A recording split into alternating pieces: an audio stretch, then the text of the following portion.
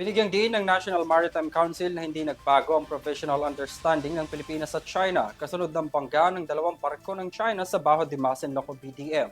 Git ng NMC, nagpapatuloy ang pakikipag-ugnayan ng Pilipinas at China para panitilihin ang ugnayan sa parehong bansa sa kabila ng tensyon sa West Philippine Sea. Narito ang report ni Alvin Pelobel. Walang nabago sa kasalukuyang provisional understanding sa pagitan ng Pilipinas at ng China sa kabila ng nangyaring kolisyon ng dalawang barko ng China sa Bajo de Masinloc noong nakarang buwan.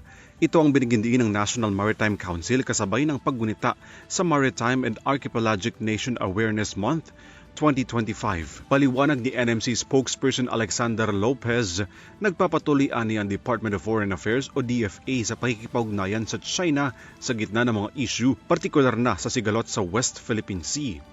Sa sidelines ng Manamo 2025, kinumpirma rin ni Lopez na hindi na namataan sa karagatan ng bansa ang Chinese warship at ang China Coast Guard na sangkot sa kolisyon sa Bajo de Masinloc noong Agosto. Ayon naman sa panig ng Department of Foreign Affairs, ang pagkakaisa raw ng mga Pilipino ang sumasalamin sa pagpapanatili ng soberanya ng Pilipinas sa karagatang nakapaloob sa exclusive economic zone ng bansa. Git ni Foreign Affairs Secretary Maria Teresa Lazaro, mahalaga rin ang papel ng pakikipag-ugnayan sa mga kaalyadong bansa upang malabanan ang mga banta sa maritime domain ng Pilipinas sa gitna ng pagiging agresibo ng mga barko ng China sa West Philippine Sea. It is our unity that serves as the bulwark through which our security and shared prosperity as Filipinos emerge. This is the spirit with which we work together with international partners and friends to address existential threats.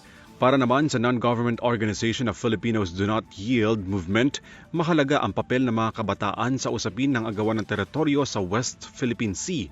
Paliwanag ng Chairman Emeritus ng naturang movement na si Dr. Jose Antonio Guisha, dapat magsilbing inspirasyon ng mga henerasyon sa pag-iit ng karapatan ng Pilipinas sa pinag-aagawang teritoryo.